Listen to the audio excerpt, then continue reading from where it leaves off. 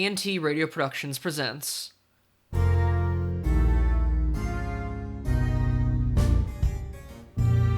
Clouds of Witness by Dorothy L. Sayers. Adapted for radio by Tristan Berlet. Directed by Tristan Berlet, Tyler Janess, and Brianna Lowe.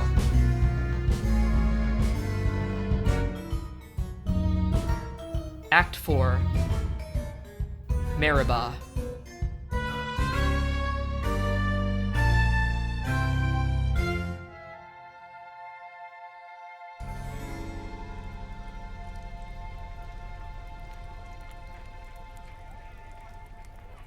It is not so much, Mary, that you went off so abruptly last night, inconveniencing and alarming us very much. Indeed, poor Helen was totally unable to eat her dinner, which was extremely distressing to her feelings, because, as you know, she always makes such a point of never being upset about anything. I really don't know why, but some of the greatest men have not minded showing their feelings. Nelson, for instance, who was certainly English if he wasn't Irish or Scotch. I forget, but United Kingdom anyway. If that means anything nowadays with a free state. Such a ridiculous title, especially as it makes one think of the Orange Free State, and I'm sure they wouldn't care to be mixed up with that, being so very green themselves. And going out without even proper clothes, and taking the car, so that I had to wait till the 1:15 from Northallerton. A ridiculous time to start in such a bad train too, not getting up till 10:30. Besides, if you must run off to town, why do it in that unfinished manner? If you had only looked up the trains before starting, you would have seen you would have had half an hour's wait at Northallerton, and you could quite easily have packed a bag. It's so much better to do things neatly and thoroughly, even stupid things. And it was very stupid of you indeed to dash off like that, to embarrass and bore poor Mr. Parker with a lot of twaddle. Though I suppose it was Peter you meant to see. And as for you, Peter, if you will haunt low places full of Russians and socialists taking themselves seriously, you ought to know better than to encourage them by running after them. And in any case, I could have told Peter all about it myself, if he doesn't know already, as he probably does. I'm afraid Lord Peter and I haven't had time to discuss anything yet. Lest it should ruin my shattered nerves and bring a fever to my aching brow. Kind, thoughtful soul, Charles. I don't know what I should do without you.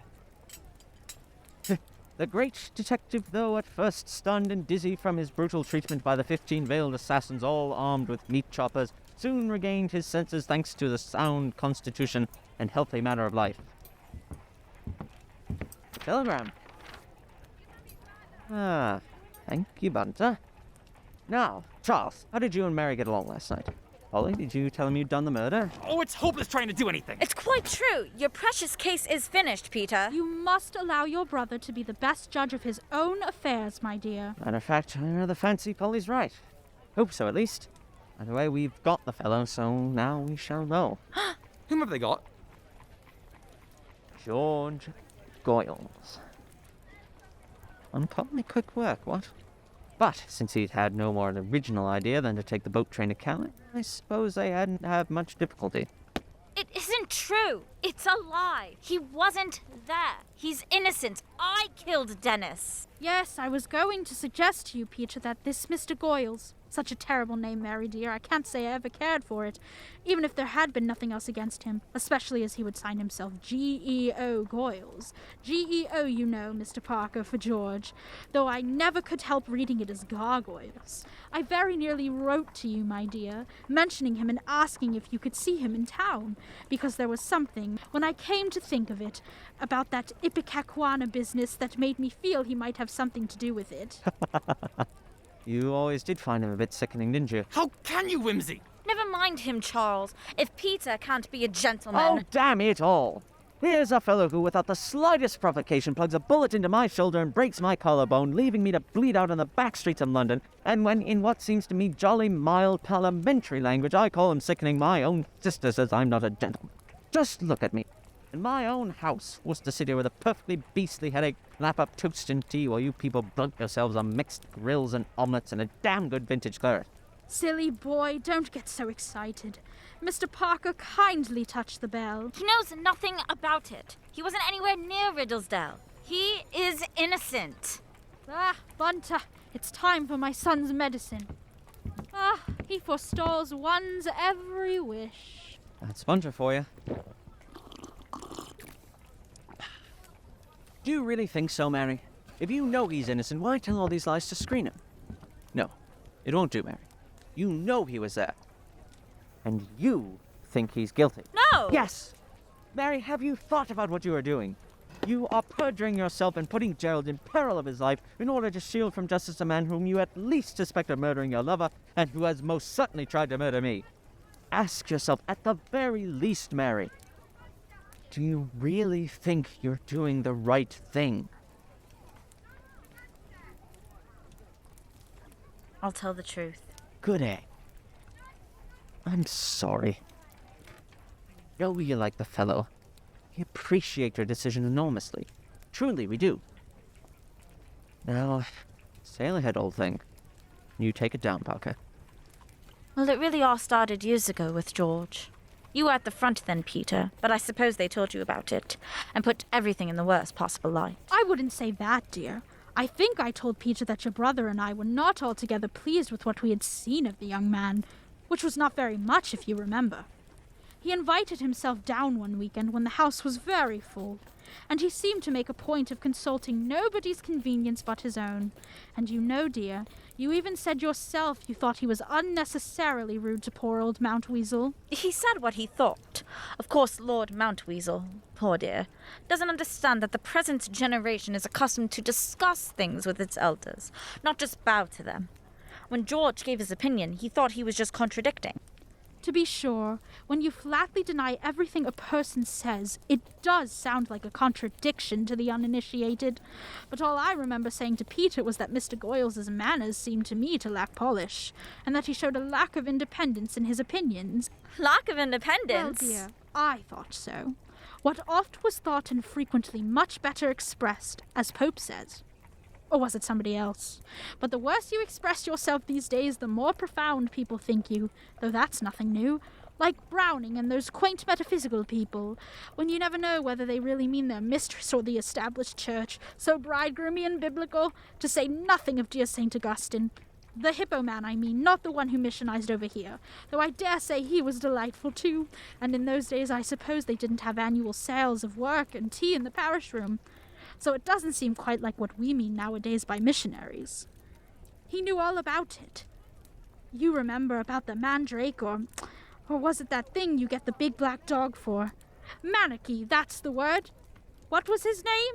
Was it Faustus? Or am I mixing him up with the old man in the opera? Well, anyway, George was the only person I really cared about. He still is. Only then it seemed so helpless. Perhaps you didn't say much about him, Mother, but Gerald said lots dreadful things. Yes, he said what he thought. The present generation does, you know. To the uninitiated, I admit it does sound a little rude. George had no money. He'd really given everything he had to the Labour Party one way and another. And he'd lost his job in the Ministry of Information. They found out he had too much sympathy with the socialists abroad. It was awfully unfair. Anyhow, one couldn't be a burden on him, and Gerald was a beast, and he said he'd absolutely stop my allowance if I didn't send George away. So I did. But of course it didn't make a bit of difference to the way we both felt. I will say, Mother, you were a bit more decent, but after the war he went to Germany to study socialism, and nothing seemed any good. So when Dennis turned up, I said I'd marry him. Why? Never sounded to me whatsoever the kind of bloke for you. I mean, as far as I could make out, he was Tory and diplomatic and, well, quite crusted old Tony, so to speak. I should have thought you had an idea in common. No. But then he didn't care twopence whether I had any ideas at all. I made him promise he wouldn't bother me with diplomats and people, and he said no, I could do as I liked, provided I didn't compromise him. And we were to live in Paris and go our own ways and not bother. And anything was better than staying here and marrying someone in one's own set and opening bazaars and watching polo and meeting the Prince of Wales. So I said I'd marry Dennis because I didn't care about him. And I'm pretty sure he didn't care a halfpenny about me, and we should have left each other alone. I did so want to be left alone. What did Gerald think? He said Dennis was no great catch, but that, after George, he could only thank his stars it wasn't worse. Well, it seemed all right at first, but as things went on, I got more and more depressed. Do you know, there was something a little alarming about Dennis. He was so extraordinarily reserved. I know I wanted to be left alone, but, well, it was uncanny. He was so correct. Even when he went off the deep end and was passionate, which didn't happen often, he was correct about it. Extraordinary. Like one of those odd French novels, you know, Peter. Frightfully hot stuff, but absolutely impersonal. Charles, man, that's important. Do you realize the bearing of that? No? Never mind. Drive on, Polly. Aren't I making your head ache? Dreadfully. I like it. Well, I had been corresponding all the time with George, and suddenly he wrote to me at the beginning of this month to say he'd come back from Germany, and had got a job on the Thunderclap, the Socialist Weekly, you know, at a starting wage of £4 a week. And wouldn't I chuck these capitalists and so on, and come be an honest working woman with him? He could get me a secretarial job on the paper, and he thought between us we could make £6 or £7 a week, which would be heaps to live on. Oh, heaps. I was getting more frightened of Dennis every day. So I said I would. And really, I was rather ashamed, the engagement having been announced, and there'd be a ghastly lot of talk, and people trying to persuade me. And Dennis might have made things horribly uncomfortable for Gerald. He was rather that sort. So we decided the best thing to do would be to just run away and get married first and deal with the trouble later. Quite so. Besides, it would look rather well in the paper, wouldn't it? Peter's daughter weds socialist, romantic sidecar elopement. £6 a week plenty, says her ladyship. Pig. So it was arranged that the romantic Goyles should fetch you away from Riddlesdale. Riddlesdale? Be twice as easy from London. He had a meeting on Wednesday night in Northallerton, and we didn't want to wait. He would come up and whisk me away to town to be married by special license. I see. Well, I'll go on now, and you stop me if I'm wrong. You went up at 9:30 on Wednesday night. You packed a suitcase. Did you think of writing any sort of letter to comfort your sorrowing friends and relations? Yes, I wrote one, but Of course. Then you went to bed, I fancy, or at any rate turned the clothes back and lay down. Yes, I lay down. It was a good thing, as it happened. True. We wouldn't have had much time to make the bed look probable in the morning, and we would have heard about it. By the way, Parker, when Mary confessed her sins last night, did you take notes? Yes. If you can read my shorthand. Not quite so. Well, the rumpled bed disposes of your story about never having gone to bed at all, doesn't it? And I thought it was such a good story. Want to practice. You'll do better next time. Says as well, really, then it's so hard to tell a long, consistent lie. Did you, as a matter of fact, hear Gerald go out at 11:30 as Pettigrew Robinson, his ears said? I fancy I did hear somebody moving about, but I didn't think much about it. Then, at 3 o'clock, you went down to meet Goyles. Why did you come all the way up to the house? Surely it would have been safer to meet him in the lane. I knew I couldn't get out of the lodge gate without waking Hardraw, and so I'd have to get over the paling somewhere. I might have managed alone, but not with a heavy suitcase. So as George would have to climb over anyhow, we thought he'd better come and help carry the suitcase. I sent him a little plan of the path. Was Goyles there when you got downstairs? No. At least, I didn't see him. There was poor Dennis's body and Gerald bending over it. My first idea was that Gerald had killed George. That's why I said, "Oh God, you've killed him." Then Gerald turned him over, and I saw it was Dennis.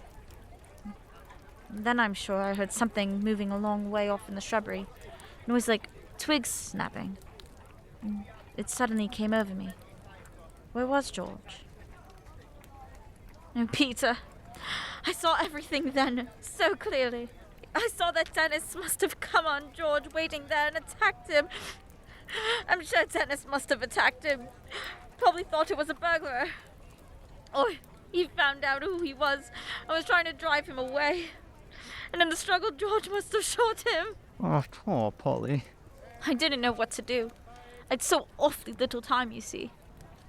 My one idea was that nobody must suspect anybody had been there, so I had to quickly invent an excuse for being there myself. I shoved my suitcase behind the cactus plants to start with. Later dumped it into the chest on the landing. What? I found silver sand there, Silver sand? in the conservatory. Good gracious. Well, go on. Well, I knew if there'd been a shot, Freddie and the Marchbankses must have heard it, so I pretended I'd heard it too, and rushed down to look for burglars. It was a bit lame, but the best thing I could think of. Gerald sent me up to alarm the house, and I had the story all ready by the time I reached the landing. Then you bolted yourself in your room so you could destroy your farewell letter and take your clothes off. Yes, I'm afraid I didn't do that very naturally. But I couldn't expect anyone to believe that I went burglar hunting in a complete set of silk undies and carefully knotted tie with a gold safety pin. I see your difficulty. It turned out quite well, too, because they were all quite ready to believe that I wanted to escape from Mrs. Pettigrew Robinson. But I made a dreadful mistake about that shot. You see, I explained it all so elaborately. And then I found that nobody had heard a shot at all. And afterwards they discovered that it had all happened in the shrubbery, and the time wasn't right either. Then at the inquest I had to stick to my story, and it got to look worse and worse. Then they put the blame on Gerald. Even in my wildest moments I never thought of that. Of course I see now how my evidence helped. Hence the epic iguana. I'd gotten into such a frightful tangle. I thought I'd better shut up altogether for fear of making things even worse. You still think Goyles had done it? I didn't know what to think. I still don't know. He ran away. He's rather good at shooting and running away. If he hadn't done that to you, I never would have told you. I'd have died first. But, of course, with his revolutionary doctrines. And when you think of Red Russia and all the blood spilt in riots and insurrections and things, I suppose it does teach a contempt for human life. My dear, it seems to me that Mr. Goyle shows no special contempt for his own life. You must try to look at the thing fairly. Shooting people and running away is not very heroic, according to our standards. I don't understand how Gerald's revolver got into the shrubbery. What about this green-eyed cat? Dennis never gave me a cat. That was a taradiddle. Were you ever in a jeweler with him in the Rue de la Pas? Oh yes, heaps of times. And he did give me a diamond and tortoiseshell comb, but never a cat. And I take it we may disregard the entirety of last night's elaborate confession. It's really not that bad, Polly, not bad at all. You've a talent for romantic fiction. Just here and there you need more attention to detail. For instance, you couldn't have dragged that badly wounded man up the path to the house without getting blood all over your coat, you know. I suppose not. Well, I think the best thing is to go and see Goyles. Whatever the key to Wednesday night's riddle is, he holds it.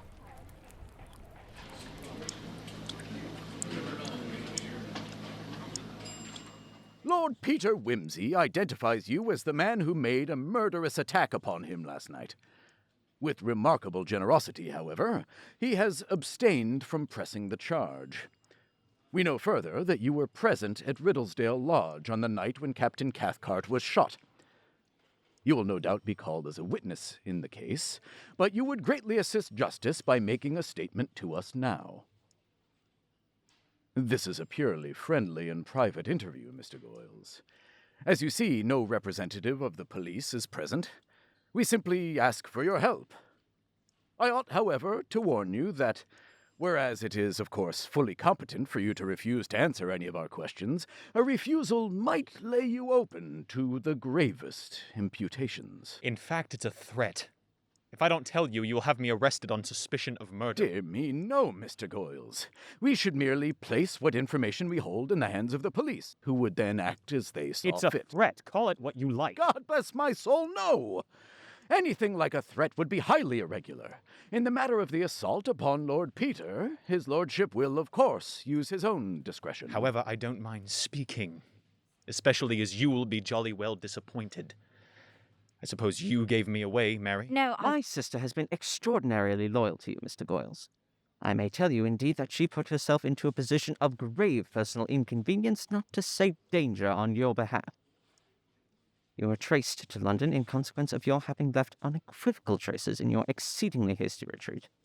When my sister accidentally opened a telegram addressed to me at Riddlesdale by my family name, she hurried immediately to town to shield you if she could, at any cost to herself. Fortunately, I had already received a duplicate wire at my flat. Even then, I was not certain of your identity when I accidentally ran across you at the Soviet Club. Your own energetic efforts, however, to avoid an interview gave me complete certainty, together with an excellent excuse for detaining you. In fact, I'm uncommonly obliged to you for your assistance. I don't know how you could think, George. Never mind what I think. I gather you've told him all about it now anyhow. And we'd much rather hear it from you. I came along at about 2:45 and parked in the lane.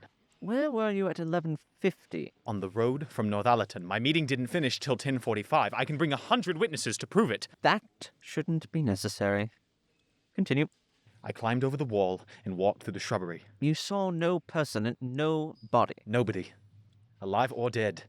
Did you notice any blood or footprints on the path? No. I didn't use my torch for fear of being seen from the house. There was just light enough to see the path. I came to the door of the conservatory just before 3. As I came up, I stumbled over something. I felt it and it was like a body. I was alarmed. I thought it might be Mary, ill or fainted or something. I turned on my light and I saw it was Cathcart, dead. You saw it was Cathcart? Had you known him previously? No. Never. I meant that I saw it was a dead man and learned afterwards that it was Cathcart. In fact, you do not now know of your own knowledge that it was Cathcart. I recognized the photographs in the papers afterwards. It is very necessary to be accurate in making a statement, Mr. Goyles. A remark such as you made just now might give a most unfortunate impression to the police or to a jury. What next? I thought I heard somebody coming up the path. I didn't think it wise to be found there with the corpse, so I cleared out. Oh, that was a very simple solution. You left the girl you were going to marry to make for herself the unpleasant discovery that there was a dead man in the garden and that her gallant wooer had made tracks. What did you expect her to think? I thought she'd keep quiet for her own sake. As a matter of fact, I didn't think very clearly about anything. In fact, you lost your head, young man, and ran away in a very foolish and cowardly manner. You needn't put it that way. I was in a very awkward and stupid situation to start with. Yes, and 3 a.m. is a nasty, chilly time of day. Next time you arrange an elopement, make it for 6 o'clock in the evening or 12 o'clock at night. You seem better at framing conspiracies and carrying them out. One little thing upsets your nerves, Mr. Goyles. Don't really think, that a person of your temperament should be carrying firearms. What in the world, you blithering ass, made you loose off that pop gun at me last night? You would have been in a damned awkward situation then if you'd accidentally hit me in the head or the heart or anywhere that mattered. If you're so frightened of a dead body, why go around shooting at people? Poor old Mary, working away and half killing herself because she thought at least you wouldn't have run away unless there was something to run from. If you knew what it felt like to be shadowed and followed and badgered... I thought you Soviet Club people enjoyed being suspected of things. Why, it ought to be the proudest moment of your life when you're really looked on as a dangerous fellow. It's the sneering of men like you that does more to breed class hatred. Never mind about that. Ah, Inspector. We shall be obliged to you if you would kindly have this young man kept under strictest observation. Of course, sir. Mr. Goyles, we make no charge against you, but you must not attempt to abscond before the Riddlesdale case comes up for trial. One moment, Mr. Goyles. Here's the ring you gave me. When next you make a public speech calling for decisive action, I think I will come and applaud you. You do speak so well about that sort of thing. But otherwise, I do not see any other circumstances under which we should meet again. Of course. Your people forced me into this position, and then you turn around and sneer at me too. I didn't mind thinking you were a murderer, but I do mind you being such an ass.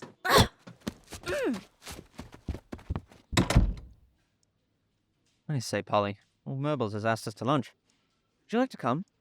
Sir Impey Biggs will be there. I don't want to meet him today. It's very kind of Mr. Murbles. Oh, come along, old thing. Biggs is quite a celebrity, and perfectly topping to look at in a marbly sort of way. I'll tell you all about his canaries. It's perfectly sweet of you, Peter, to try and amuse the baby. But I can't. I'd make a fool of myself.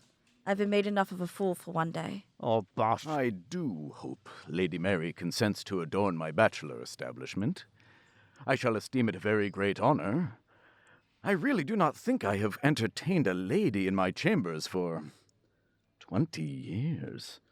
Dear me, 20 years indeed it must be. In that case, I simply can't refuse. Ah, Sir Impey. Glad you could make it. Good to see you again, Murbles. And how are you, Wimsey? You look as if you'd been in the wars. Can we bring an action for assault against anybody? Much better than that. Attempted murder, if you please. Excellent, excellent. But I'm afraid we decided not to prosecute. Really? Oh, my dear Wimsey, this will never do. Lawyers have to live, you know. And you must be Lady Mary. I hadn't the pleasure of meeting you at Riddlesdale. I trust you are fully recovered. Entirely, thank you. Mr. Parker, of course, your name is familiar. Wimsey here can't do a thing without you, I know. Murbles, are these gentlemen full of information? I am immensely interested in this case. Let's make a start on lunch first. Indeed. I fear, my dear young people, I am old-fashioned enough not to have adopted the modern practice of cocktail drinking. Quite right, too. Ruins the palate and spoils the digestion. Not an English custom, came from America. Result? Prohibition. That's what happens to people who don't understand how to drink. God bless me, so you're giving us the famous claret. It's a sin so much as to mention a cocktail in its presence. Yes, yes, the Lafitte 75. It's very seldom that I bring it out for anybody under 50 years of age. But you, Lord Peter, have a discrimination which would do honor to one of twice your years. Thanks very much, sir. It's a testimonial I deeply appreciate. May I circulate the bottle, sir? Do. And after lunch, I will ask you to try something really curious. An odd old client of mine died the other day and left me a dozen of 47 port. Good Lord, 47? It'll hardly be drinkable, will it, sir? I very greatly fear that it will not. A great pity. But I feel that some kind of homage should be paid to so notable an antiquity. It would be something to say that one had tasted it. Like going to see the divine Sarah, you know. Voice gone, bloom gone, savour gone, but still a classic. I remember her in her great days. We old fellows have the compensation of some very wonderful memories. In fact, you see, this Mr. Goyles has lost a lot by not being a murderer. We feel he would have cut a fine, sinister figure as a midnight assassin. But, things being as they are, you see, we must make what we can of him as a witness, what? Well, Lord Peter, I must congratulate you and Mr. Parker on a great deal of industry and ingenuity in working the matter out. I think we may say we have made some progress. Even if it is negative. Exactly. Very negative indeed. So, having possibly fatally injured the case for the defense, what are you planning to do next? Well, that's a nice thing to say when we've cleared up so many points for you. I dare say. Points which were better muffled up. Damn it all, we just want to get at the truth. Do you? I don't. I don't care tuppence for the truth. I want a case. It doesn't matter to me who killed Cathcart, provided I can prove it wasn't Denver. It's really enough if I can throw reasonable doubt on it being Denver. Here's a client. Comes to me with a story of a quarrel, a suspicious revolver, a refusal to produce evidence of his statements, and a totally inadequate and idiotic alibi. I arrange to obfuscate the jury with mysterious footprints, a discrepancy as to time, a young woman with a secret, and a general vague suggestion of something between a burglary and a crime passionnel. And here you come, explaining the footprints, exculpating the unknown man, abolishing the discrepancies, clearing up the motives of the young woman, and most carefully throwing back suspicion to where it rested in the first place. What do you expect? I've always said that the professional advocate was the most immoral fellow on the face of the earth. Now I know it. All this just means that we mustn't rest upon our oars. You must go on, my dear boy, and get more evidence of a positive kind. If this Mr. Goyles did not kill Cathcart, we must be able to find the person who did. Anyhow, there's one thing to be thankful for. That you were still too unwell to go before the grand jury last Thursday, Lady Mary. And the prosecution will be building their case on a shot fired at 3 a.m.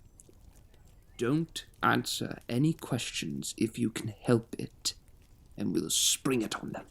Will they believe anything I say after that? All the better if they don't. You'll be their witness.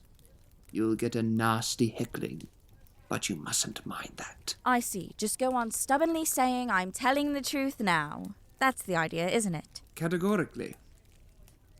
The Wimseys are a very determined family, and I fear that for the present it is useless to pursue that line of investigation.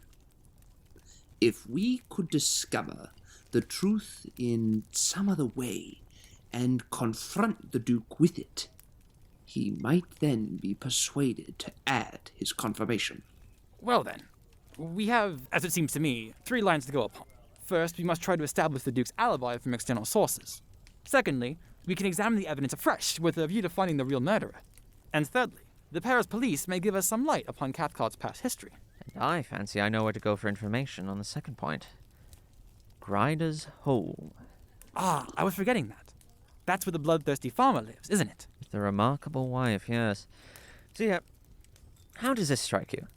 This fellow is ferociously jealous of his wife and inclined to suspect every man who comes near her.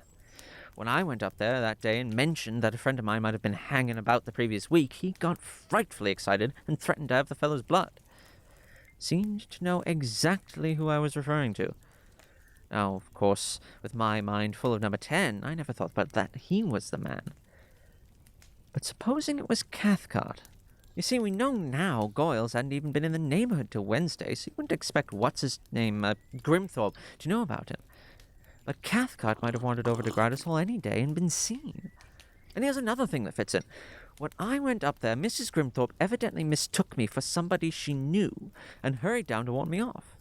Well, of course, I've been thinking all the time she must have seen my old cap and Burberry from the window and mistaken me for Goyles.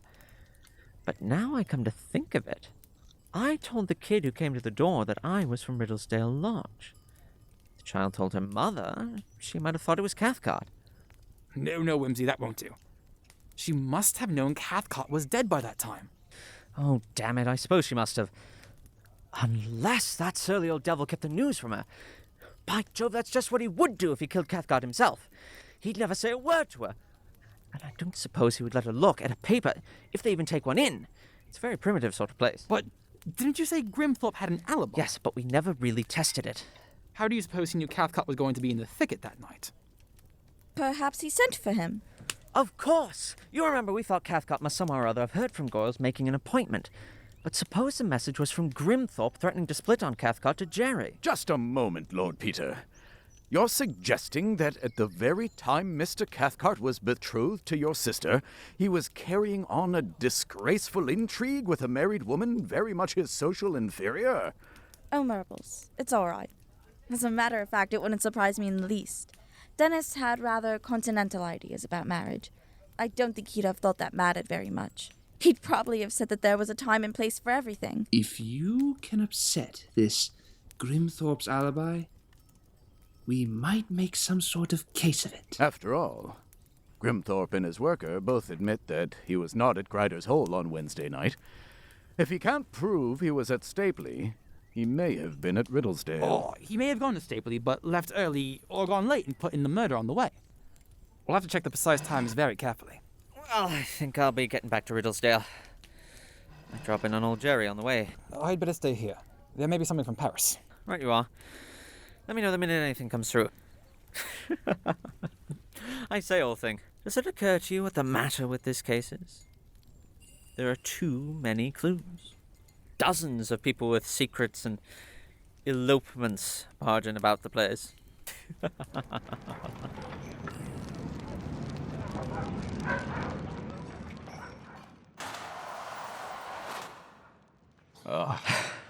Hello, Jerry, old boy. How are you? I was doing just fine until I saw you. Fine? On that old army cot with that gruel they claim is porridge? Even the most hardened serial killer wouldn't be fine in these circumstances. They treat me as if I were a damned common criminal. Even in North Allerton, they knew how to treat a duke, even if they didn't have the accommodations to match. It ought to be considered torture just staying in a place like this. Bad luck, old man. But you're keeping your tail up fine. Beastly slow business, all this legal stuff, what? But it gives us time, and that's all for the better. It's a confounded nuisance. And I'd like to know what Murbles means. comes down and tries to bully me. Damned impudence. Anybody'd think he suspected me. Look here, Jerry. Why can't you let up on this alibi of yours? It helped no end, you know. After all, if a fellow won't say what he's been doing. It ain't my business to prove anything. They've got to show I was there, murdering the fellow. I'm not bound to say where I was. I'm presumed innocent, aren't I? Till they prove me guilty? I call it a disgrace. Here's a murder committed, and they aren't taking the slightest trouble to find the real criminal. I give 'em my word of honor, to say nothing of an oath, that I didn't kill Cathcart, though, mind you, the swine deserved it. But they pay no attention. Meanwhile, the real man's escaping at his confounded leisure. If I were only free, I'd make a fuss about it. Well, why the devil don't you cut it short, then? I don't mean here, now to me, but to Murbles. Then we could get to work. I wish you'd jolly well keep out of it. It's already damnable enough for Helen, poor girl, and mother, and everyone, without you making it an opportunity to play Sherlock Holmes. I'd have thought you'd have had the decency to keep quiet for the family's sake, but to make such a spectacle of yourself. Oh, hell, you're the one who's making a spectacle of yourself. It ain't never started but for you. Do you think I like having my brother and sister dragged through the courts and reporters swarming all over the place and paragraphs and newsreels with your name staring at me from every corner, and all this ghastly business ending up in a great show in the House of Lords with a lot of people toked up in scarlet and ermine and all the rest of the damn fool jiggery-pokery? People are beginning to look at me oddly in the club, and I can jolly well hear 'em whispering that Denver's attitude looks jolly fishy. Cut it out, Jerry. Well, we're in for it now. Thank heaven there are still a few decent fellows left in the peerage who'll know how to take a gentleman's word, even if my own brother can't see beyond his rotten legal evidence.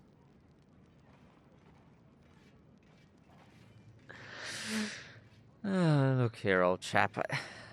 I'm frightfully sorry. I didn't mean to let myself go like that.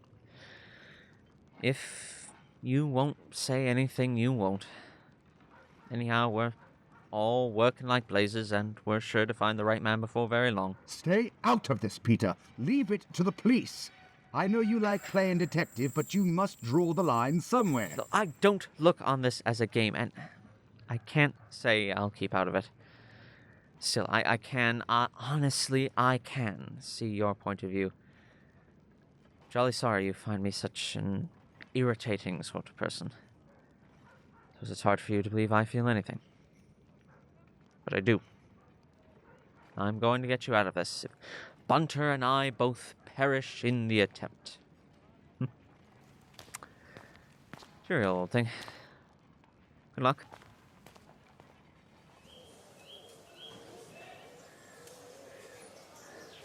Bunter, is my manner really offensive when I don't mean it to be? It is possible, my lord, if your lordship will excuse me saying so, that the liveliness of your lordship's manner may be misleading to persons of limited... Be careful, Bunter. Limited imagination, my lord. Well, great English people never have imagination, Bunter. Certainly not, my lord. I meant nothing disparaging. Well, Bunter... Oh, hell. There's a reporter. Hide me, quick. In here, my lord. I venture to suggest, my lord, that we adopt the attitude and external appearance of prayer, if your lordship will excuse me. Over here. Good morning, sir. Are you the man from the Times? What's here about the proposed renovation? Well, the window under which we stand is called the Seven Sisters of York. They say... So, Bunter, in your most humble opinion, what is the best inn to put ourselves up at? Well, from what I've heard of the staff of Riddlesdale, my lord, said humble opinion would be to indicate 3 appropriate establishments that would meet our present requirements. The Bricklayer's Arm, the Bridge and Bottle, and the Rose and Crown, which is located on the opposite side of the square. Where do folks usually put up on market days? I believe the Rose and Crown to be the most popular, its landlord, Mr. Watchett, being a most welcoming and talkative sort of person. The new landlord of the Bridge and Bottle, however, is quite surly, though I'm told his beer is unmatched throughout the county. Well, I fancy our man will be more attracted by surliness and good drink than by a genial host. Bridge and Bottle is for us, I fancy. And if we draw blank there, we'll toddle over to the Rose and Crown and pump the garrulous Watchett.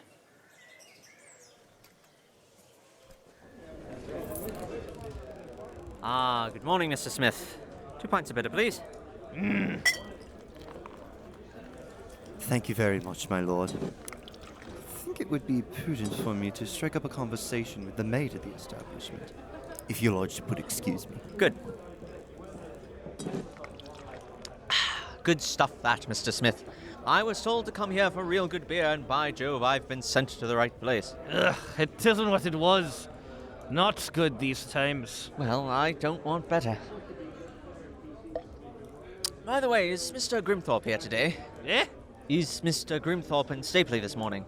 How did I know? Oh, I just thought he always put up here. Ah. Perhaps I mistook the name, but I fancied he'd be the man to know where the best beer is. Eh? Oh, well, if you haven't seen, I don't suppose he's coming over today. Come where? Into Stapley.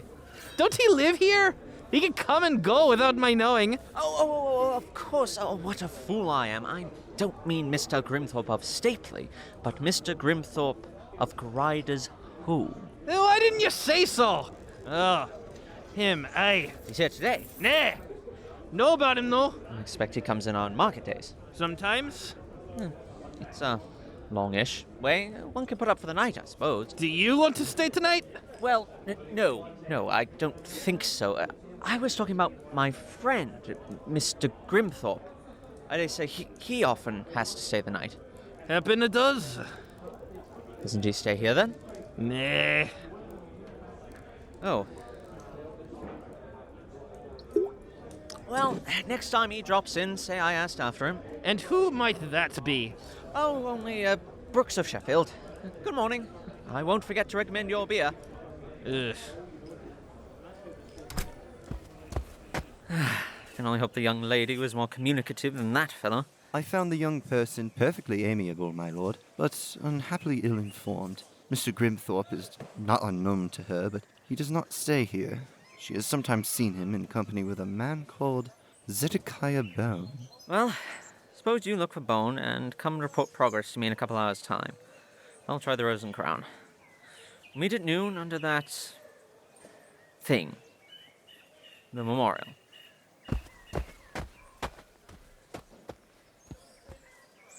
Bunter? Yes, my lord. Oh, nothing. Well, I've just thought of a name for it. For? That memorial. I choose to call it Meribah. Yes, my lord. The Waters of Strife. Exceedingly apt. Nothing harmonious about it at all, if I may say so. Will there be anything further, my lord? No, that's all. Oh, good morning, landlord. And when did you last see Piccadilly Circus? Hard to say, sir. Getting on 35 years, I reckon. Many's the time I said to my wife, Liz, I'll take you to see the Elborn Empire before I die. But with one thing or another, time slips away. Oh, well, you've got lots of time yet. I hope so, sir. Never really what you might call got used to these northerners. That slow they are, sir. Gave me the ump when I first came. And the way they speak, that took some getting used to. Call that English, I used to say. Give me the Frenchies and the Chanticleer restaurant, I says. But there, sir, customs everything. Damned if I didn't catch myself a-saying yon side the square the other day. Me. Well, I don't think there's much fear of you turning into a Yorkshireman. Didn't I know you the minute I set eyes on you? In Mr. Watchett's bar, I said to myself, my foot is on my native paving stones. That's right, sir. And being there, sir, what can I have the pleasure of offering you? Excuse me, sir, but haven't I seen your face somewhere before? I don't think so. But it does remind me. Do you know a Mr. Grimthorpe? I know 5 of them. How about a Mr. Grimthorpe of Grider's Who? Friend of yours? Not exactly. An acquaintance. There now. I noticed I knowed your face. Don't you live over at Riddlesdale, sir? Well, I'm staying there, yes. I noticed. There. The Riddlesdale mystery. Lord Peter Wimsey, the Sherlock Holmes of the West End, who is devoting all his time and energies to proving the innocence of his brother, the Duke of Denver. And your picture, there. You won't mind me saying how proud I am to have you in my bar, my lord. Fold all your cases I have, my lord. In the papers. Just like a book they are. And to think. Look here, old thing. do you mind not talking quite so loud? Seeing as the cat's out of the bag, so to speak, could you give me some information? On the down low, so to speak. Come behind into the parlor, my lord. Nobody'll hear us in there. Oh, yes. We get your Mr. Grimthorpe in here fairly often, especially when the market's in town. Fortunate as that is. I can understand that. Unruly? Most unruly. I mean, just take his last appearance, just 10 days ago or so. Came in almost at closing time, drunk as I'd ever seen him, and quarrelsome too. He asked for some spirits, but I refused to serve him. Then he saw my maid and started shouting at her, saying all women are, well, I care not to say, my lord, but he certainly doesn't view them as particularly honest creatures. Anyways, then he started trying to attack her. Took several men to restrain him. We threw him out, and I said right there that I'd never let him set foot in this establishment again. It always had a temper, but, blimey, I've never seen it as bad as it has been of late. Could you hazard a calculation as to how long, or since when? Well, my lord, come to think of it, it's been real bad since about the middle of last month. Maybe even a little earlier. Not that I'd want to insinuate anything, nor, I'm sure, would your lordship, of course. Certainly not.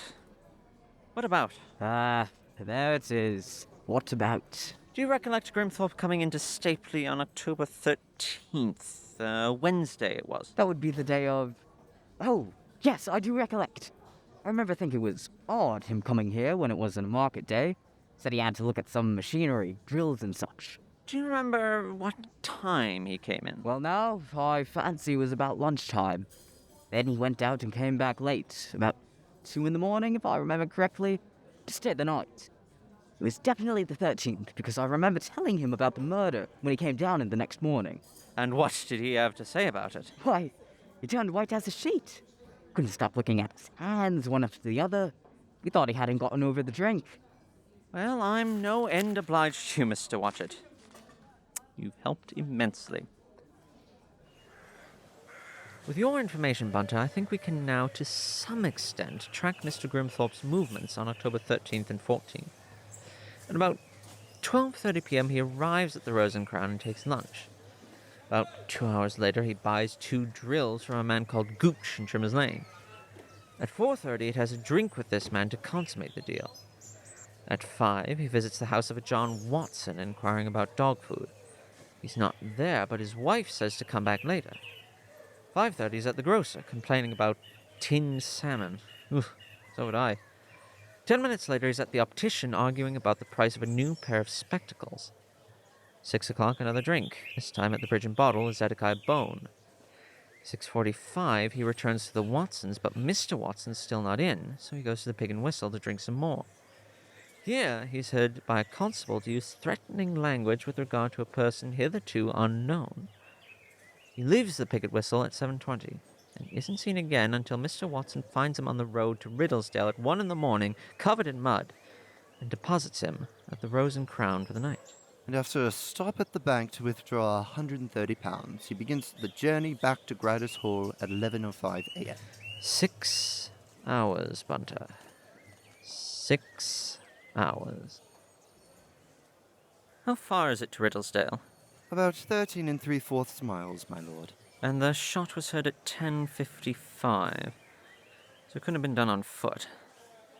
Did Watson explain why he didn't get back from his rounds until 2 in the morning? Yes, my lord. He says that he's usually back around 11, but one of his horse's shoes broke between King's Fenton and Riddlesdale, and so he had to double back to Riddlesdale, which was a 3.5-mile journey, getting there about 10. The blacksmith didn't finish until about 12:40 due to having been aroused from a deep sleep. He ran into Grimthorpe about a mile out from Stapley. And no word of who those 2 men Grimthorpe met at the Pig and Whistle were? Alas, no, my lord. But I did get one more small piece of information. There is, evidently, a small hut on Wemmeling Fell, which is just off the Riddlesdale Road. There lives a man called Groot, who was heard to have talked about seeing a man walking over the fell in the middle of the night. Well, I suppose it's probably the best lead we've got at the moment. Let's head down that way and see if we can find this hut. Bunter? Here, my lord. Oh, thank God. I thought you disappeared for good. I say, we ought to have known. Yes, my lord. Jerry always warned me about how quickly the dusk fogs move in over the moors. Oh, I am a fool, Bunter. Not at all, my lord. Don't move. Go on speaking. Yes, my lord. Ah, there you are. Now what are we to do? I couldn't say, my lord, having had no experience with these conditions. Has this phenomenon any habits, my lord? No regular habits, as far as I know. Sometimes it moves, sometimes it stays in one place for days. You could try waiting the night and see if it lifts at daybreak. Yes, my lord, though it is unhappily somewhat damp. Somewhat. Beg pardon. If we keep going southeast, we should get to Grider's Hole all right. And they'll jolly well have to put us up for the night, or at the very least give us escort. I've got a torch in my pocket, and we can go by compass.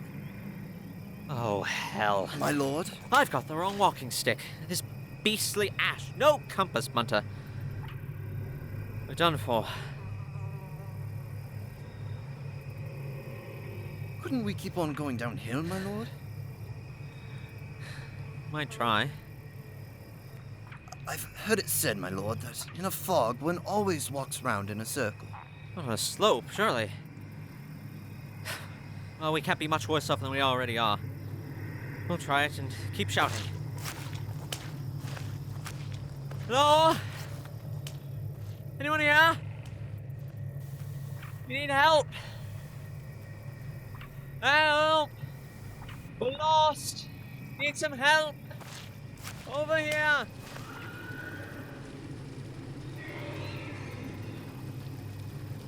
My God. What's that? It's a horse, my lord. Poor devil. Wait, come back, my lord. For God's sake, stop, my lord. The bog! Oh.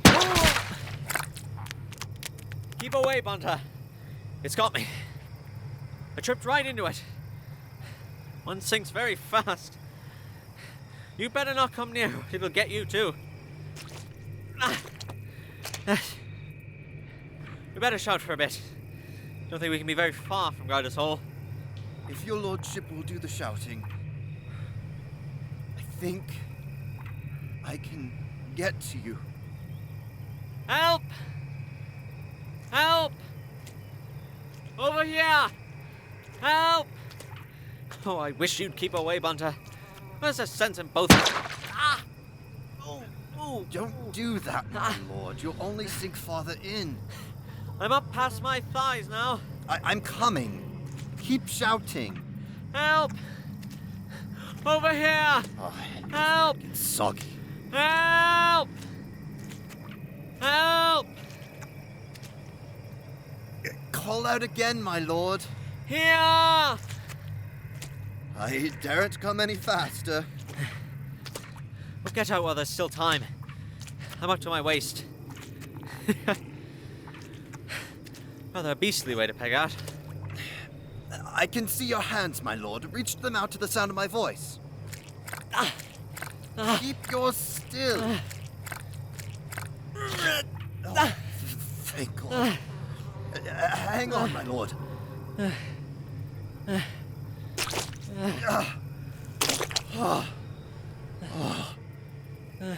Yeah. You must keep on shouting, my lord. Help! Help!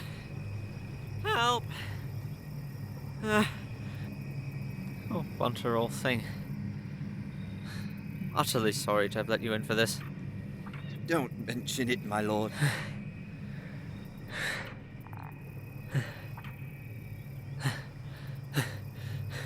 Wait a minute. See that?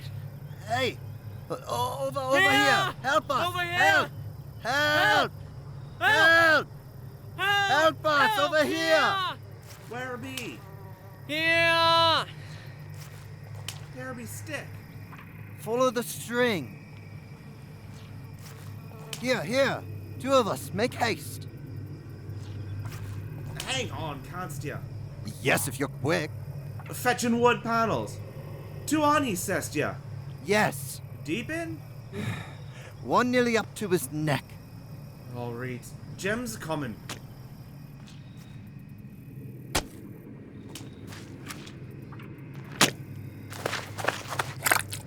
Where's t'other? Over here.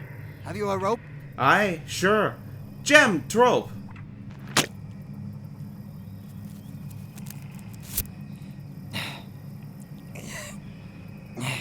Now, come back and heave.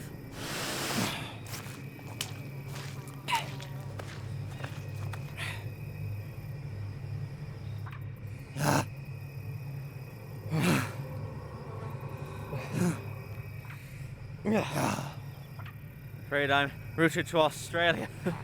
Oh,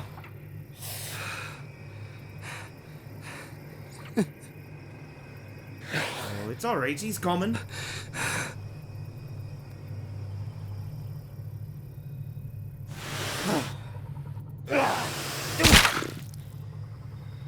Oh. Oh. Ugh. What a beastly place. Apologize. Stupid of me to have forgotten. Well, you're lucky. We thought we heard someone a-shouting. Very few folks as comes out to Peter's plot dead or alive, I reckon. Well, that time, it's nearly potted Peter.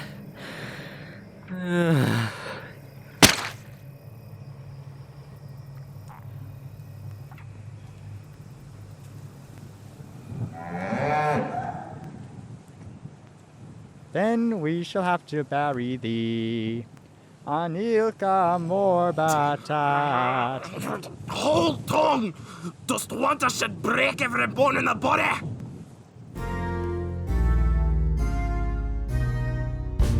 Clouds of Witness by Dorothy L. Sayers was adapted for radio by Tristan Berlet.